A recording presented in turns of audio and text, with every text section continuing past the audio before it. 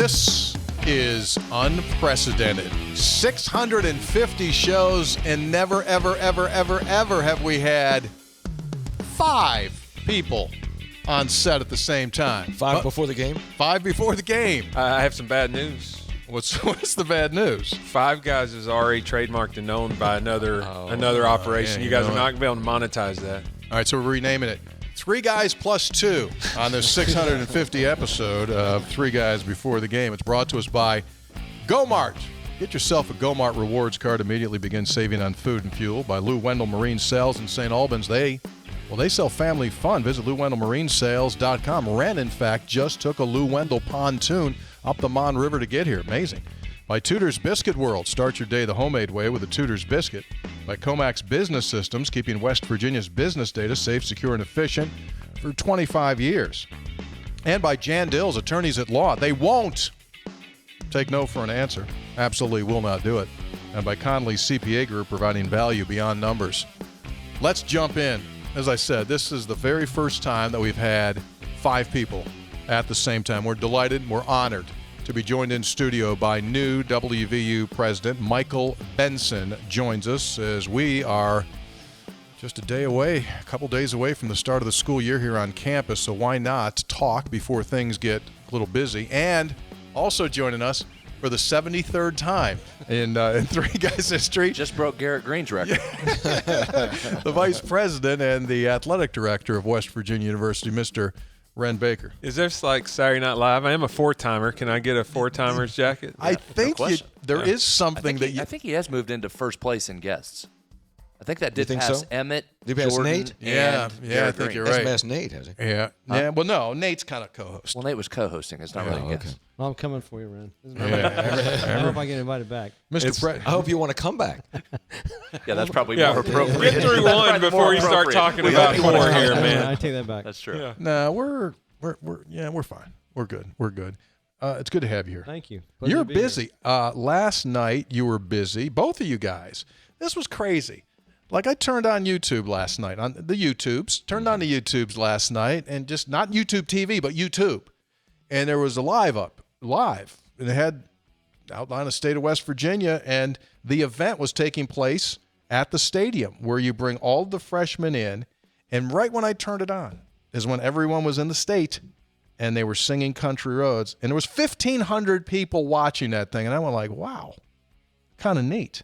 So there's your first introduction into the kickoff, so to speak, the kickoff at the school. It was kind of neat, wasn't it? It was. That's the first time I've heard the Pride of West Virginia play in person. I've heard them on TV broadcasts on YouTube, but they were even more impressive. And I love a good drum line, and they came out of that end zone, and it was pretty cool. And then that's nearly 4,500 students that were inside the outline of the state.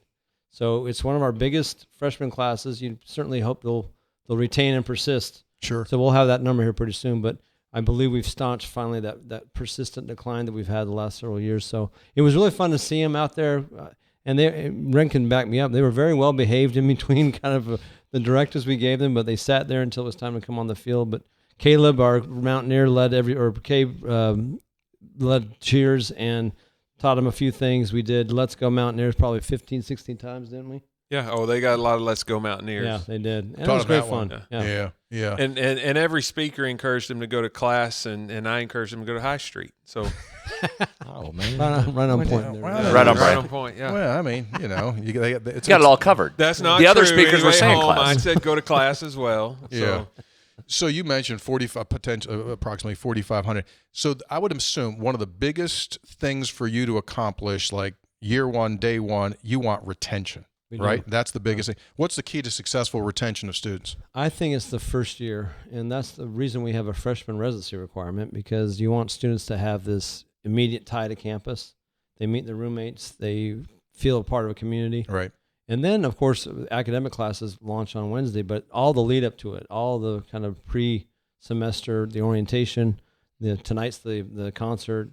Tomorrow night will be our first ever movie night for the entire community to watch Thunderbolts in the stadium. Mm-hmm. But once they have those really good orientation sessions, to kind of hunker down, do well those first few weeks, because as I told the group last night, it is really difficult to dig out of a bad first year semester hole. Mm-hmm. And your GPA cannot just bounce back immediately. Mm-hmm. So we are really focused in on persistence toward that graduation rate, which is the ultimate barometer. Yeah, absolutely.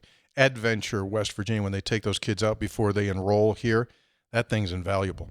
I went out to the Cooper's Run. We have an outdoor education center. Yeah. And met them. I mean, and these are freshmen from all over that make ties 3 weeks before school starts. And they had come that day from whitewater rafting up at Ohio Pile. Mm-hmm. And that's yet another thing that we do extraordinarily well. Yeah, my 2 boys did that, and they were born and raised here, but like that was a changer for them. Yeah. Like immediately they're going. Let me ask you this: what have you heard about Kirchville since you've been like? Oh, geez, don't have you start. heard? I mean, he'll fire off a missile or two. Are you Well, ready? I hope so. Yeah. I did know he broke the news of my appointment and scooped several people. So, Look at you Pete know, Thamel. Barely the one, you know, as we say in West Virginia, Mr. President, even a blind hog finds an acorn now and then. no, your reputation precedes you, Hoppy. And as a family of journalists, I have enormous respect for the work you all do. I mean that. Thank you. Ben, I look forward to getting to know you better. Well, your late brother, who passed recently, was we were talking before the show, a Pulitzer Prize-winning cartoonist, was nominated 5 times and won a Pulitzer Prize. So we appreciate your respect for journalism. So thank you very much. And for my that. son writes for Politico. And, Oh, that's right. Yeah. yeah. And my daughter's a TV reporter out in Salt Lake City, Utah. How about that? Yeah. So you're in this business. You're in this world. Well, I was surrounded by. I mean, Steve, growing up, he'd draw everything. We'd sit down and watch cartoons, and he could sketch anything. And then to twin that with a really acerbic wit and kind of this razor sharp knife that he would use on people was really a talent. And I miss those cartoons because back in the day, Jeff McNally, Oliphant, Mike Peters. People went to the editorial page before they read the newspaper. Tell these folks the story about the picture that your brother was a cartoonist, as Hoppy just said, the John Denver cartoon that he made and how it kind of came full circle. So when John Denver died in 1997, Steve loved his music, my brother, and he did this image of John Denver walking down the tree-lined street. It said, "Take me home, country road." Oh. Yeah. And Steve never gave away originals. Once in a while, he'd frame a few, and they'd put them on the wall. He had 3 in his home, and when I went down for the funeral service, I mentioned to his wife, Claire, man, that was so neat. And she had decided before I got there that she was going to give it to me, and I didn't know that. And it means a great deal because now there's a piece of Steve in my office. Yeah, absolutely. And it's a beautiful rendition. You all are welcome to come over and see it because it's pretty neat. That's super neat. Mr. Director of Athletics, you've been busy. Big 12 meetings recently. School year getting ready to begin. What is in a perfect world, and you've been around a long time, in a perfect world, how does the marriage of administration and athletics work? Yeah, I think for an athletic director and really anybody in our department, you want to understand what the mission of the institution is. And then you're really working to advance that mission and the integrity of the institution. And, that's one of the things. So we just came from, I'm actually taking a little recess. We're having an all-day strategic planning process today with our senior leadership team in athletics, and President Benson spent an hour with us this morning. We thought that was really important that they understand as he onboards what he is seeing as the mission of the institution, and so that we can plug into that. But I've said this before, intercollegiate athletics is not the most important thing that happens on a campus by a long stretch, but it is the most visible thing. And we are the primary marketing and visibility arm of the institution. And in the state of West Virginia, probably the primary marketing and visibility vehicle for the entire state. And so it's our job to go out there in terms of wins, losses, but also in terms of the way that we represent and carry ourselves to represent the values, the mission and integrity of the institution, as well as the state. Let's flip that around for you, President Benson. How do you view your role as president as it relates to athletics? Wren said it very well. It may not be the most important, but it's certainly the most visible. If I were to go out and kind of curate the newspaper articles about the university, probably north of 70%, 80% would be about athletics. Right. So number one, it's really important that it's done well.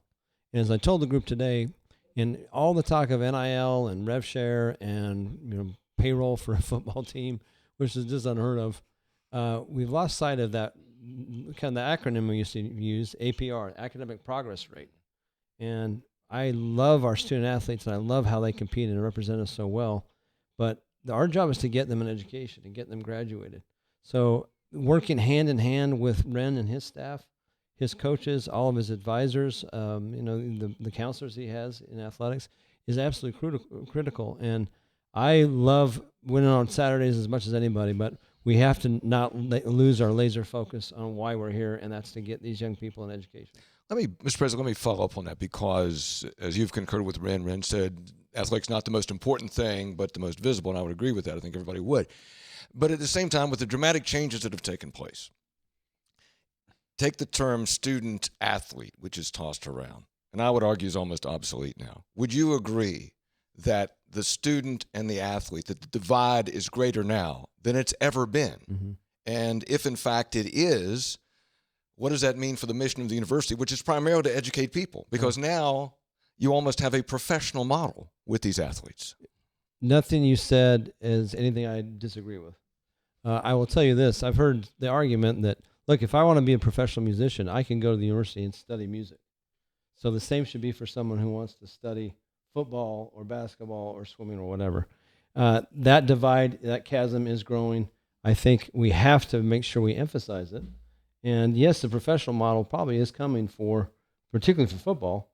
And Wren can speak more to that because I know the athletic directors of the Big 12 and the presidents and chancellors talk about it all the time.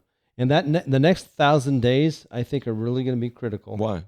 As to where that divide, if it happens, that breaking away, if you will, of the two conferences, if that comes, where is West Virginia in the calculus? Mm-hmm.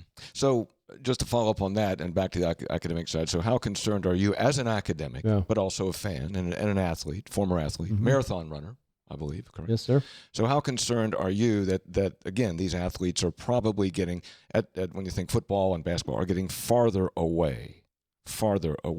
First of all, do you see how serious he gets when he gets the legal pad out? I warned you about this. Yeah. When he props it up on the computer, that's when you know this game is like on. in pro wrestling, like they let the easier guys start the match, and then the real butt kicking comes in. You get tagged in at some point. Good observation. Mr. President has a journalism background. He knows there's going to be tough questions, and all I do is ask questions everybody else wants to know. That's all I do. Just one more before he gets back to answering this question. I have not watched. How many episodes? 650 today. So I haven't watched 650. I've caught parts and pieces of a few. Has he ever worn a tie before? No, I think this is unprecedented. He's sucking up to the president. it's Wren since retirement. It's the first time he's worn a tie. I'll say that. That's for sure. Very serious, very studious. Like an economics professor. I'm just trying to. He's the only guy that retired that works more now that he's retired than before he was retired. Mr. President, I semi-retired, and it's a wonderful formula. I work more and get paid less. So it's, but anyway. But I'm sorry. What was the question? I forget now. Just move on. Well, I think I kind of restated the original question. Is that I think it's fair to say that athletes, football and basketball, and women's basketball, maybe not women's, but of the primary sports, are getting farther away from the academic mission, which you guys talk about all the time. Yeah. And is it going to continue to get just farther away until there really is just only a tangential connection between the two? Well, I cannot divine the future, but I think that divide is going to widen. Mm-hmm. I will also say that oftentimes your best student athletes are those ones in Olympic sports, tennis, golf, gymnastics, cross country, and that trend will probably continue as well. Okay. All right. Just a thought. Wren, you want to weigh in on that? Well, listen, I've said this before. Does it look different? Yeah, it looks different. But not only look, no, it is different. It is different. It is. I mean, and you see, Rich, when Coach Rod talks in his press conference, these guys are getting paid now. Money and free ice creams, apparently. I've not got the ice cream so yet. You are not all in on the machine. They just did that without you knowing. I told him. I think it's a little scandalous that I believe he ordered the ice cream machine and then chastises the players. But that wouldn't surprise me. I think that was a setup. Yeah, probably. I think he was like, put this ice cream machine in here. I need something to rail on. But no, it is different. But I believe that tethering to education should and hopefully will continue to exist. I think that's an important piece, important component. And so there's no question we're going to become more professionalized, and that gap is going to widen some.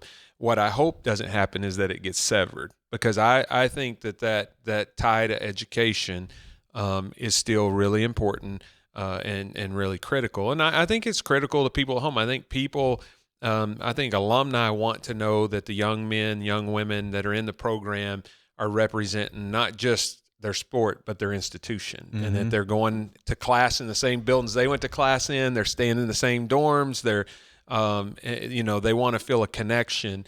That connection's different than it used to be. We don't have near as many for 3, 4, 5 years like we used to. But hopefully that tether stays there. Well, when you think about a big picture, like I always big advocate of use the system rather than let the system use you. Like if you're a student athlete right now and you can come in and you can make a little bit in rev share, whatever that number may be, at the same time get an education, right? You talk about beating and winning the system. It's phenomenal. And to your point, no one's going crazy. In the past, a student on a music scholarship here at WVU could be at the CAC and practice whatever an instrument is. And on Fridays and Saturdays, they could go be in a band and they could make money playing in a band and no one would stop them. You couldn't do that if you were a student athlete because of the NCAA rules. We're just getting, there's no harm in it, but people, I think, because of the way that we grew up and knew the system, people are having some issues and struggling with it. I personally don't. It makes all the sense in the world to me. It really does. I have a counter to that, but we can move on.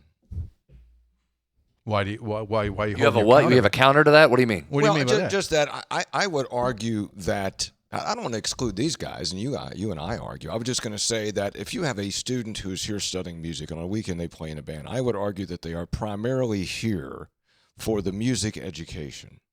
And I would argue that many of the athletes today at the college level, on like football and big-time basketball, are going from school to school to school, which is their right now, and they get paid for it.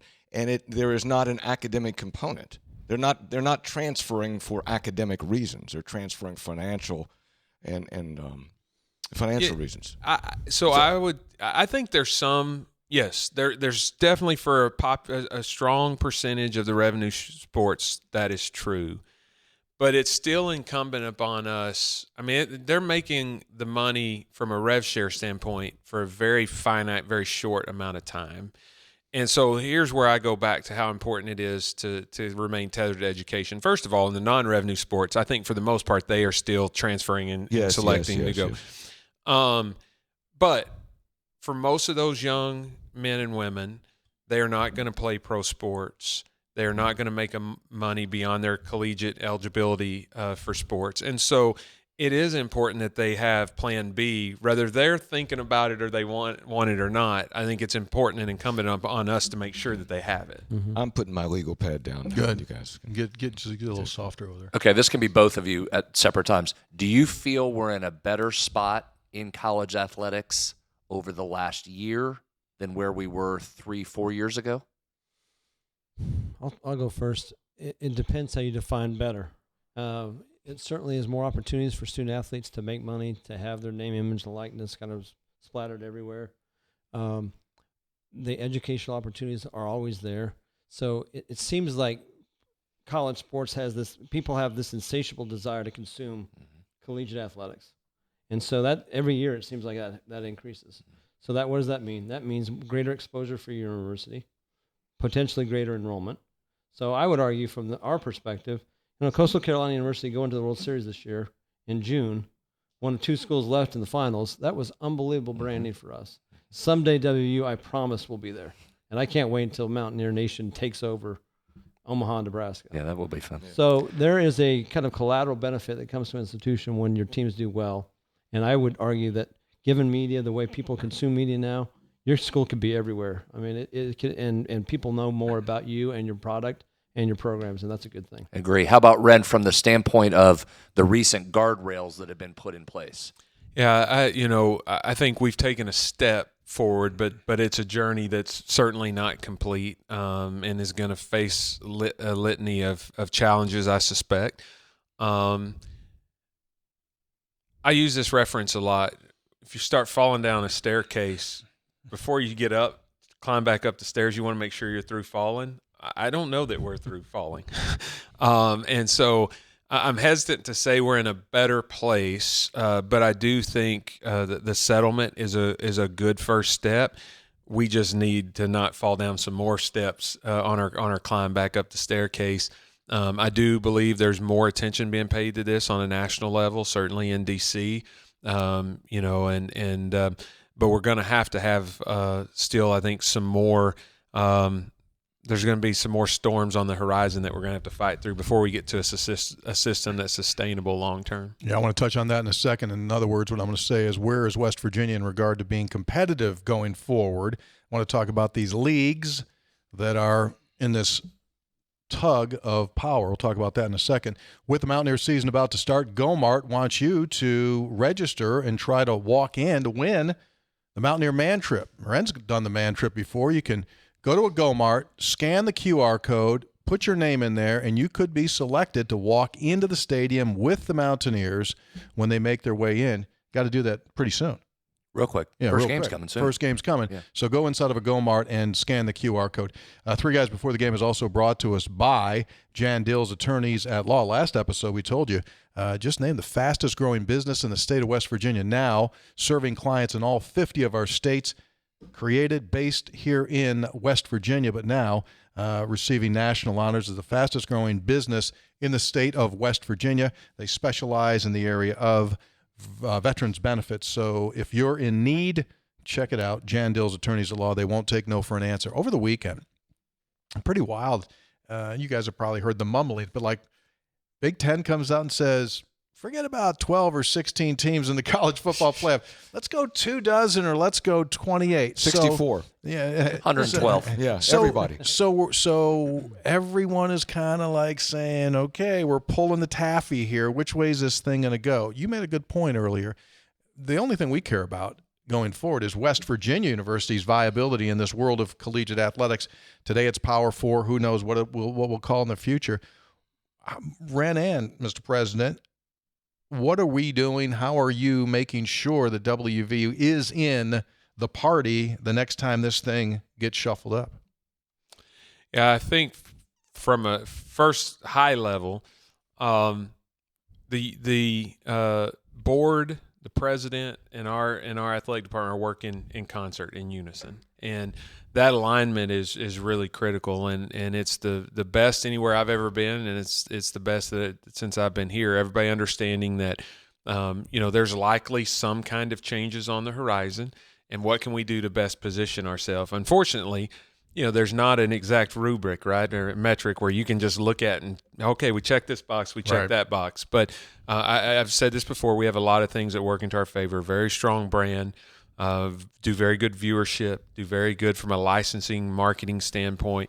We've got to continue to grow our revenues and improve our budget. And we need to make sure that we're seen as a valuable chip in the game. And so I like where our position is. I like our positioning within the Big 12, and I like our positioning amongst power conference schools. But I do think as we head into 29, 30, 31 that we're going to see some changes. What those are, I don't know. Our senior staff had a chance to ask me questions earlier, and somebody asked me this, and I said, no offense to you guys. If I had the answer, I'd go consult with 3 or 4 schools, make about $500,000 each, and spend the rest of the day side by side, and they're crappie fishing somewhere. And so, I don't know the exact formula and the exact answer. What I do know is we've got to put ourselves in the best position that we can for the state and the university. But to either of you, and Mr. President, I'll go to you, but what we do know, or what seems obvious, is that the leadership in the schools in the Big Ten and the SEC don't care. Is that fair to say? They don't care about everybody else. Or is that too pejorative? I can't speak for them, and I know many of the presidents. Okay. But it's true. They're very insular when it comes to what's best for our conference, and by association, what's best for our school. So the proposal that Tony's talking about, it was guaranteed spots for those conferences.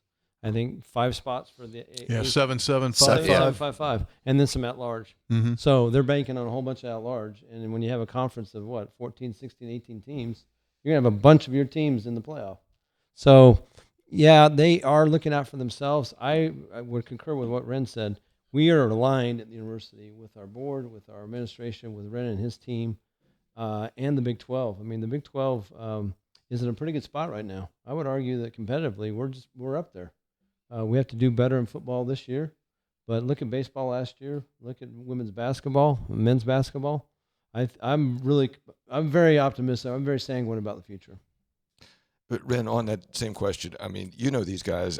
I just can't imagine that the leadership of the SEC and the Big Ten sit around and go, okay, we could do this, but what's in the best interest of college football as a whole? I don't see them saying that. Do you? I think there's some individuals who do care about the greater good, but I think as a whole you're probably correct, and that competitiveness goes beyond just one conference to the next. They try to cannibalize and eat each other too, and it's.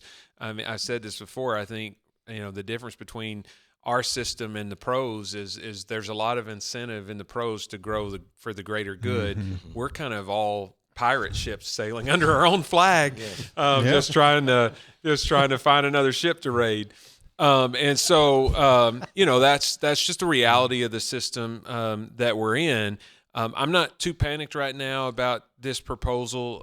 It has not been socialized with anybody outside of the Big Ten. I think that's happening right now. I don't know for sure because I'm not in the Big Ten, but I think you have a network that's the primary partner for the Big Ten that doesn't really have a piece of CFP. And our primary partner, even though we have a secondary partner in Fox, but our primary partner does have CFP rights. That's the SEC's partner. And so my guess is having these AQs, as I've said on this show before, presents an opportunity to create your own play-in game, and your network that you have a tie to is going to have access to those games. So my guess is that's part of this continued conversation around the AQs. I've not yet seen how that would work to have an opinion.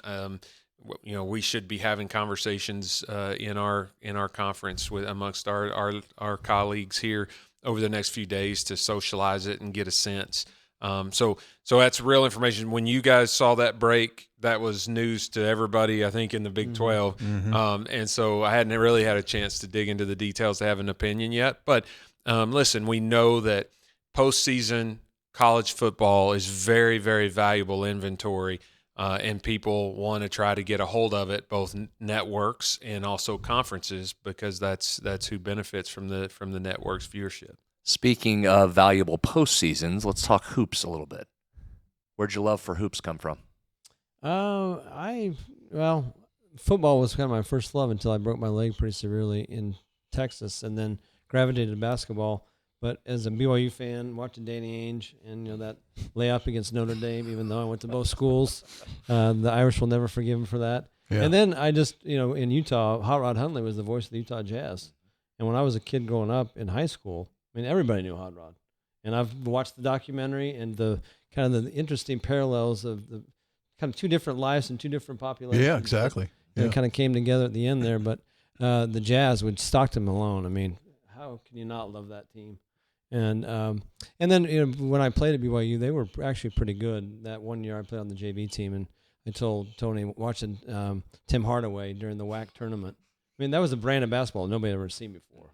And so I love watching basketball. I think the NBA has way too many games, but I would argue March Madness, and I love bowl season, but College World Series and March Madness have that same kind of bracket and the kind of pace to it, and I absolutely love both of them. There's a great Hot Rod Hundley story that Matt Wells tells. When they did the statue here, they might have been at Jeans. Would Hot Rod have selected Jeans to have? No, I think it was at the bar at the Marriott. Oh, was that what it was? Yeah, it was bar at the Marriott. Yeah. And so Hot Rod was we brought him in to honor him, and so he was on our tab, and so he asked Matt Wells. He said, "Hey, I just want to be clear. My tab tonight is on the athletic department. Is that right?" And Matt's like, "Yeah, we got you covered, whatever you need." And he stands up in the bar and says, "I'm going to buy everybody a round of drinks here." Legendary. Oh, man. Legendary. There's lots of Hot Rod stories around. That's one around of West Virginia. 1,000 we can give that's you, been right? one of my favorite discoveries is hearing the Hot Rod stories. Quite the character. Mr. President, when you've begun your 55-county tour, Mm-hmm. you knew about West Virginia, from a peripheral standpoint before you got here. What intrigued you about this opportunity to be the president? Number one, it's a relatively small state with a relatively small population. So when you have a flagship R1 land-grant institution that's the only one of its kind in the state, you can really make a difference. And the university continues to make a difference. So what I saw during our first swing when we started up north in Hancock and made our march south, I said it was like Sherman's March to the Sea, but we didn't burn anything, not even couches. So I was just easy, so, Tony. I was so taken by every community where we went, the pride that people have in their university, and that really is that only is not intriguing; it's incredibly inspiring, and it's also a little daunting when you consider the responsibility that I have as the face of the university. It doesn't belong. This university belongs to the people of the state, but I feel this tremendous responsibility to make sure they're proud of it.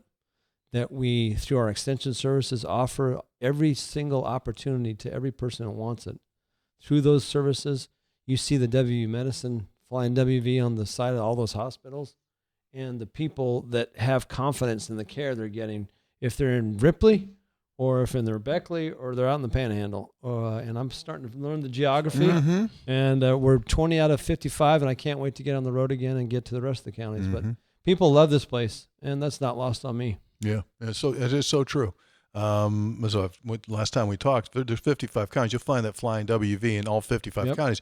And you've been in other states, and you know when you go 90 minutes or 2 hours outside of where the campus is, it's like you're not an impact. It's not a factor. It's not in people's mind. This is the difference. That's what makes this place so unique. Yeah, I remember the governor of Kentucky had the jacket. One side blue, one side red. Phyllis George's husband, John Y. Brown. John Y. Brown. Made money in Kentucky Fried Chicken, I believe. Took the Buffalo Braves and moved them to San Diego. I still never forgave him for that. But anyway, go ahead. I can tell you have feelings about that. All due respect to San Diego. Bum me out. Yeah. So I mean, thank you, Wren. in Kentucky it was Louisville or Kentucky, and in South Carolina it was Clemson, USC. Right. Here it's West Virginia, and I love that. Yeah, absolutely. So as you've traveled and met folks, and obviously you've learned that be careful what you say because everybody knows somebody in the next county. There's only 1 degree of separation, so you figured that out. Somebody once told me, an official at the university, and I hope that you follow this. This is more of a statement of question, that if you're a high school graduate in West Virginia and you want to come to WVU, that this university should find a way for that to happen. Because there's a larger mission here. It's not just about making money. I mean, you have budgetary concerns. I get that. But this university is so important. There's still many first-time students who are first time of their family going to college. First generation. Yeah, first generation. So it's real important that the university helps find a way for that student to go here. And frankly, some state schools have gotten away from that. Yeah. Across the country. And I think that West Virginia stays true to that mission. So that's an observation more than anything else. No, and I wholeheartedly agree. If a student from a West Virginia high school wants to come to WVU, they are prepared academically, or even if they need kind of a little time to get their academic sea legs under them. Some places have bridge programs. They let people kind of admitted provisionally so they can kind of get used to it. But I do not want to deny access to education to anybody from West Virginia. This is their school. Now, that said, to give you kind of perspective, the state of Pennsylvania last year graduated 116,000 high school kids. We graduated almost 16,000. Right. So just by sheer volume, we're surrounded by states that have a lot more kids, many of whom are going to find their way here. But I do not want to give up seats to West Virginia kids that want to come here. Well, and you mentioned that's the famous demographic cliff, too. I mean, you say the enrollment's pretty good for this freshman class. Yes, I heard Shauna Johnson on the radio the other day talk about, I think it's like 4,400 or something. Almost 4,500. 4,500. And you got to find a way. The big thing there, I think you can get them to come here, but retention is huge. And that first semester is very tough on some of these kids. Away from home. No experience really in terms of maybe time management or finances or getting around with a roommate. They were used to their own room at home or living with their family or friends. So there's a big adjustment.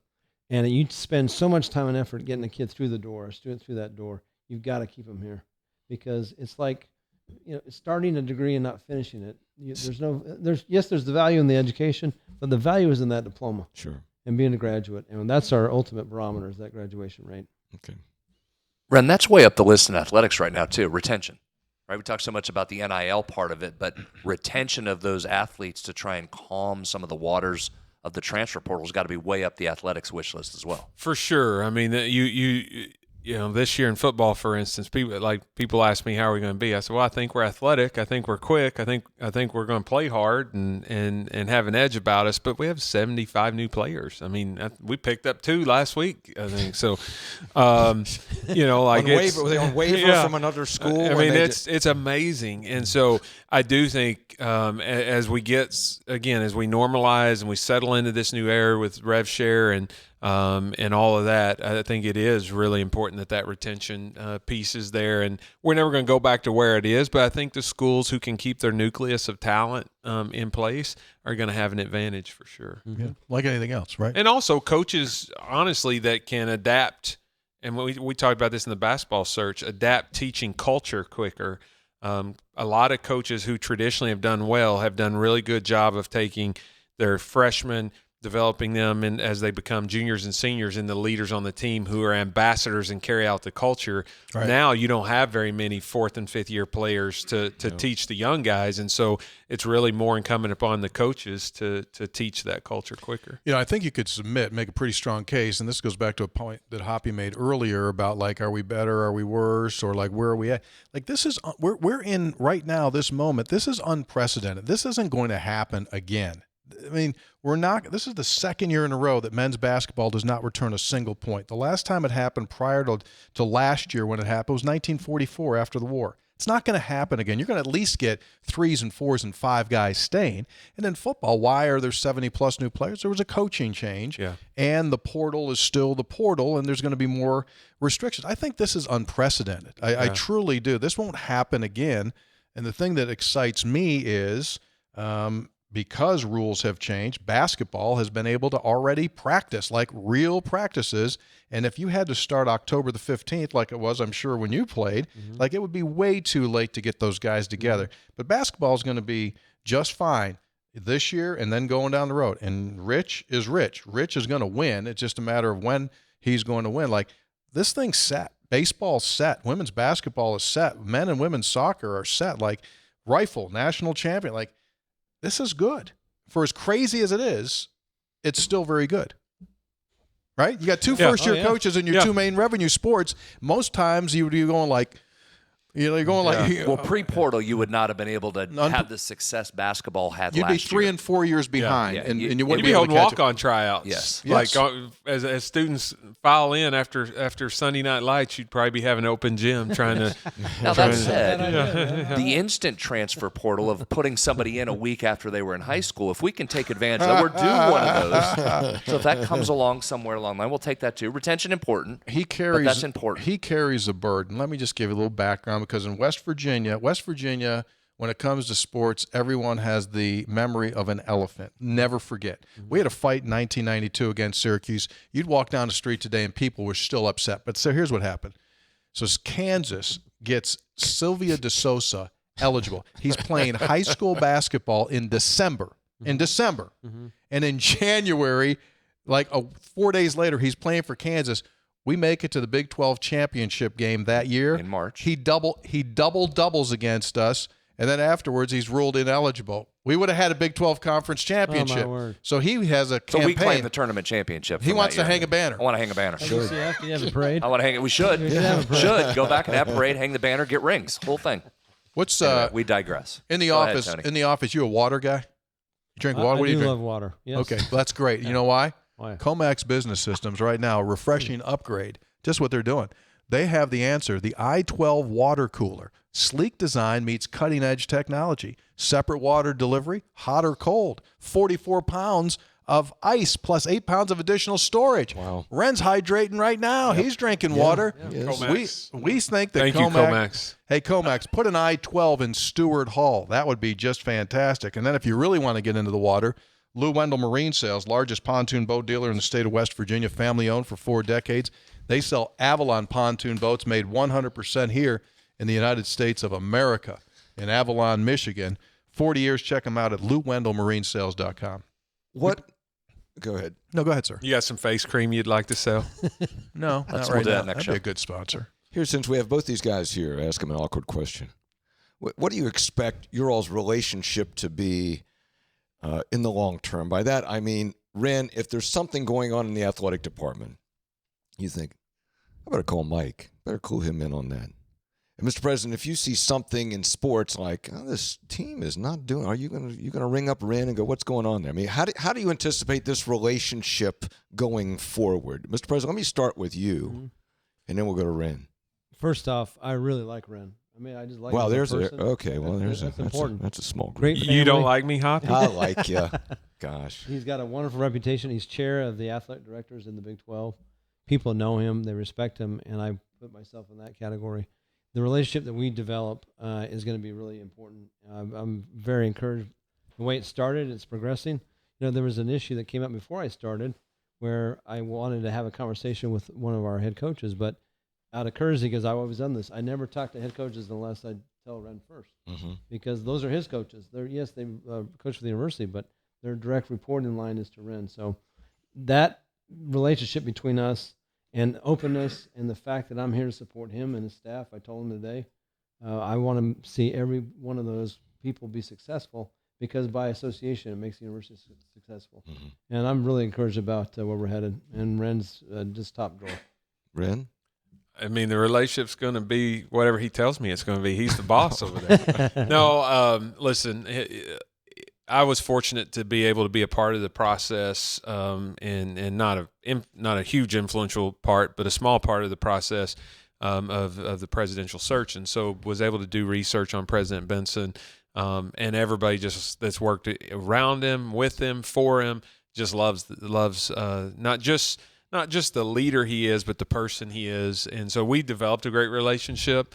And listen, I don't view myself as the czar of athletics. It's the people's program, much like Mike said, it's the people's university. I'm a caretaker of the people's athletic program, and I'm trying to do the best job that I can to advise the president and the board on where we're at, where we can go, what it's going to take to get to those places. But I think my relationship with him is one that just is going to be constant and fluid communication, so that he doesn't get surprised by anything, and that we're aligned as we deal with issues and problems and potential opportunities. Just a quick follow-up on that, Mr. President. Wren has put forward a very aggressive approach to try to keep the athletic department solvent and relevant in this new environment, talking about upgrades to the Coliseum, upgrades to the stadium, naming rights, all kinds of things. There's about a dozen things he's put forward. Are you familiar with all those things, and have you signed off on all the things that Wren wants to do? Well, some of them were signed off before I got here because they were already in motion. But we do me a favor. Just stay on mic there. Yeah. And everything that you're talking about, has to go through all the proper approval processes. So, Board of Governors. We certainly have to be able to afford everything, but there is nothing that Wren has talked about that I don't support 110%, because, yes, some of our facilities are beautiful. Many of them, most of them are. Some do need upgrades, and they need a little bit of a facelift. And I have full confidence in Wren and his staff that they'll do it. They'll do it within budget, and we'll do it on time. Okay. Along that line, and we'll end this on this. You guys have been in this business a long time. When a president and an athletic director don't get along, man, is that a mess. You get these power plays, you get people on boards. We see it all the time at other schools. That's a mess. I mean, when boards try to take too much power, they try to pull it from the AD. The president sometimes gets involved. That can be ugly. And it's good to hear that you guys are singing Kumbaya, and it will continue to do that. Yeah, listen, Mike already knows this in the things that we've talked about. I'm not one to share when I feel passionate, or to withhold when I feel passionately about something. It's just not in my DNA. But I think as long as you communicate respectfully, and I can accept that there are decisions that are not mine to make, that there are decisions, or even decisions that are above my head, whether that's his or the board's or whoever. I respect chain of command, and what I want is a chance to speak on issues that I feel passionately about and make an opinion known. But I think communication's a two-way street. I want his thoughts on those same issues, he has a different viewpoint, different experiences than I do, and the same with our board.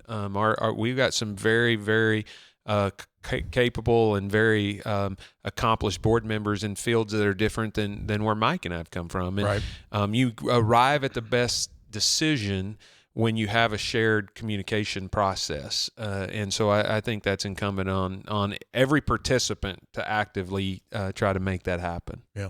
30-second story. I brought my family here for the first time that Easter weekend. The kids hadn't been here before. So Truman Tatum Talmadge, and one of our meetings was with Wren in his office. And he had us in stitches for about 30 minutes. And after we're out in the hall, walking back to our call, and I said to the kids, I said, "What do you think?" And they go, "Man, Wren is really cool. I mean, we really like him." Yeah. And, you can fool a lot of people, but kids are hard to impress. Yeah, they are. Yeah. An 18, 17, and 14-year-old. So He won them over. he did. Well done, Wren. Yeah. I'm a kid at heart. No, he's cool. I mean, he got that whole sneaker thing going like that. He is so cool. By the way, good quarter zip today Thank you. by you. Oh, yeah. Now, is that teal, turquoise? Where'd we land That's on that? Just turquoise. light blue? Yeah, what do you we just call it it? light It's blue? a shade of light Light blue. blue, yeah. Turquoisey. A bluish shade. Yeah. Looks good. Like that. It does look good. Yeah. Yeah. And you wore something last night that's got I like think all, this is a Daniels is that action one? here. Oh, I know yeah, it is. Daniels is a friend of the program. Sure. Yes, yeah. You wore something last night that's got like the French fashion people like going up and down today trying to find it, right? What was it? Yeah, I had on a sweatshirt. So here's the thing. Everybody assumes that I have a stock of everything I wear in the office and I got it for free. I spend an inordinate amount of money on gear. Like I do get free stuff, and if it's got a swoosh on it, there's Yeah. a chance I got that Yeah. free. But if it doesn't have a swoosh on it, I paid for it. So Right. I wore a sweatshirt last night, a little crew neck out to bougie. It was Sunny kinda Night cool. Lights. Yeah. And, it was a little cool last night. Humid. Yeah. It was hot during the day, but we had a storm blow through. Yeah. A little cooler temperatures, mid 60s. And I had like 30 people ask me where to buy it or where to get it. And I was like, I don't even know where I bought this. So I had to go and see where I bought it from. I tweeted that out. If you want to see the shirt, Sure. and you want to get a link. I won't say it on this program because I don't think it's a paying sponsor. Yeah. So I'm working on a career as an influencer. If this No, athletic you're director thing doesn't working work on out, a career. You're an influencer. Didn't you- State of tourism this summer. I mean, my gosh, you got people running from all over the country to come to West Virginia. Didn't you get some of that stuff from DeVries yard sale? Hoppy, Oh, man. why do you got to do like this guy? I walked in today, and one of your interns was at the store where I told people Jumpin' his Jack. his mother, Jumpin' Jack. his mother was at the store where you can buy this shirt, and said, "Hey, your tweet has them on fire. They're sending out boxes left and right. Well so done. I'll be There you looking go. for my We're all check." four influencers Yeah. on this program, Yeah. Wren, so welcome Yeah. aboard. Speaking Yeah. of that, are you eat biscuits? Yes, sir. You heard of the Tudor's I biscuit? have. Y'all were talking the other day about is one enough or two? They're very good. Thank you very Very much. good. Right on. That By, caught very it. good. By the way, since like you're physical, I'm a 3 Tudor biscuit guy. I think he's a No, you're 1. not. I'm going to keep him at 1 because he's President he- Benson. He's in good shape. Well, former runner, Yeah. right? Yoga, into no, yoga. yoga, yeah. Yeah, so you go. self-control is what he has. He starts his day off at Orange Theory. Orange Theory, 2,000-meter benchmark row today. Oh, really? 6 minutes and 53 seconds. Wait a minute. Say Do that you know again. what What is Boy that? do you know what Hoppy just did? He went 407 miles across the state of Iowa on a bike. Is there that bike festival? Ragbri. Oh, my Ragbri. word. I've heard all about that. Did right, Yeah. Brian, yeah. Wow, good for you. Yeah, thank you. It was, I mean, at his age, phew. it was impressive. absolutely terrible. Yeah. It was. It was wonderful. It was terrible. Now, what did you say you did today? There we What go. is it? It's There a we go. row. Sparky So notes. There Orange he Theory goes. running, treadmill I don't do because of my knee surgery, but an elliptical, Okay. and body weight exercises and weights, and then rowing. They Rowing is great rowing. exercise. They Yeah, completely rowing is- lost me. yeah. You had me in Hard this conversation talking about tutors. I was And like, then we went to- in. yeah. Hey, And then let's- somehow yeah. this took a bad turn To rowing. to rowing. Let's show those 3 new sauces that All they're due respect debuting to this rowing, fall. of course. Tudors. So when you do go in, Mr. President, you can go Wow. the new honey sriracha, the Carolina Gold, or the sweet teriyaki, or the original. So those 3 new flavors, awesome sauce, Tudors Biscuit World. Check them out. They're available this coming fall. Just Now? They're up now. probably You can go now, right? They're now. Go get them. As listen, before we let you go, we have gifts because it's warming. Yeah. No, Did I Go get a ahead. No, gift? reach in there. Reaching in here and Do I need to Ren, report you these? get- Are they above Ren, the you've been limit? here before. You get. No, you're good. Go ahead. Just What do you reach got around. for the president? Okay. So bag of coffee. All That's right. our Thank coffee. you. Game All day right. grind. Oh, I like the Mountaineer oh, my word. roasting. It looks like a snack of some sort. Now that. trail mix. Now let me. No. So now let me tell you something about this. All the businesses that we promote are West Virginia businesses. sir. We try to help slow it. That popcorn is literally grown in the Eastern Panhandle, and that company is in the Eastern Panhandle, and that stuff is called Mountaineer Munch. You're going to love it. Are you a treat guy? Yes. Okay. You got M&Ms in here, so you have that. Yeah. So perfect. that popcorn grown here, much like the strawberries at the Strawberry Festival in Well, Buchanan. wow. Actually, I did go to the State Fair last week, by the way. what'd you think? I loved it. I hadn't been to State Fair for a while, and it was so well done. Yeah, and it's manageable. I mean, you walk everywhere, and we were hosted by the Farm Bureau, and we saw some of the show animals. Yeah. I didn't have a chance to ride the Ferris wheel, which I really wanted to do. You would have? Oh yeah, The Baker Really? Girls, Oh, Baker yeah. Girls got the Ferris wheel in. They did the Ferris wheel? Oh, You guys come went on. to State Fair? Oh yeah. Oh yeah. You were there? Oh yeah. Did you Come see? on, man. Did Did you have one of those see- cinnamon rolls? Did you see how much that one pig went? No. I had two heard about corn that. dogs. Did you see how One much- regular and 1 foot long. Oh my gosh. Okay, we gotta you get do a back to cinnamon rowing now. roll? Wait. Yeah. Did Red you see how cinnamon much roll? that one pig went I didn't for? do the cinnamon roll. The line was too long. The pig was incredible. Do you see how much the pig went for last week? How much? Okay, I'm going to tell you this pig. Hang on. This week, that pig's available at Tudor's Biscuits. No. no. We did have Okay, pork sandwich look. for lunch. So the kid, I don't know if we can say this because it's not a university show. There's a young man that verbaled in baseball to us, the pitcher. He's an underclassman now, but he's the best state prospect in the state. He had his pig. It was 252 pounds, and it went for $20 a pound. That thing sold for $5,040 for that hog, and there he is at the state fair carrying it with that pig. And he's one of our pitchers He's now. going You know to be. what? He's a rising high school kid. I think it's So sophomore. I was really good. there the night of is it Zach Top concert. Sure. Did I say that right? Yeah. Brad, you don't know? No, Cade went. Our Mountaineer was there for that. Anyway, Not Miranda this young Lambert. man introduced himself to me, and we took a picture together. Is that- He did not bring up. Didn't bring up his pig. No. He just brought up the baseball part of it? Yeah. Yeah. He's going to be a good one. Okay, now the last thing. Okay. There's a micro bakery here in Morgantown called Grateful Bread, like Grateful Dead.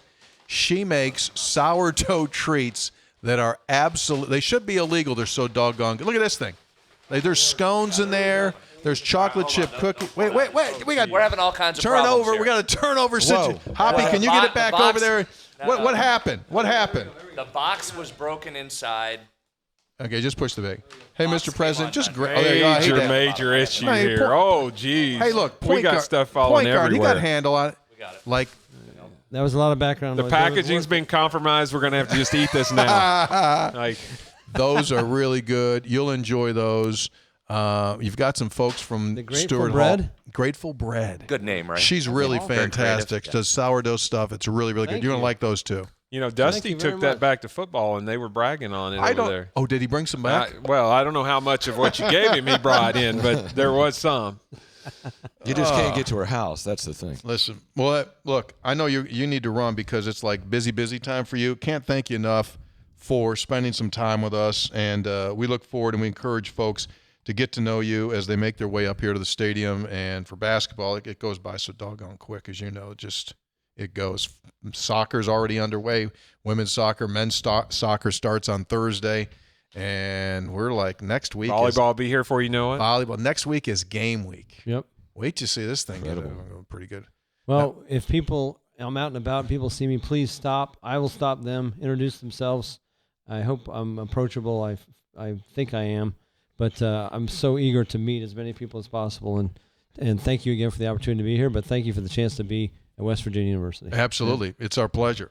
Start the band. Let's get the music going. It's time to go away. 3 Guys Before the Game, episode 650, the first ever with 5 cats at the same time. 3 + 2 is 3 + 2. We don't want to infringe on anyone's rights. 3 Guys brought to us by Gomart. Get that Gomart rewards card. Immediately begin saving on food and fuel and sign up for the Mountaineer Man Trip. Lou Wendell Marine Sales in St. Albans. They sell family fun. Visit LouWendellMarineSales.com. I think every James Bond movie that has had a scene with a pontoon, the pontoon has been provided by Lou Wendell. We're trying to get that Not confirmed as of now. Still looking into Working that. on it. 3 Guys brought to us by Tudor's Biscuit World. Start your day the homemade way. Check out the 3 new sauces. Comax Business Systems, keeping West Virginia's business data safe, secure, and efficient for 25 years. And great water. And by Jan Dill's Attorneys at Law. They Now, won't. Tony, take no for an Is there answer. ever a circumstance where they take no for an answer? Never. No. She does not They don't bend. take no for an answer. She will not. She's tough. She's tough. She ain't gonna. She's representing you when it comes to VA benefits, Social Security benefits. No. She just tells the government, like, no, we're not doing that Yeah. deal. I feel like he was looking at you when he talked about Social Security benefits. I am a proud recipient of Social Security. There you go. You made it. We're out. Thanks for being with us. 3 Guys Before the Game. See you.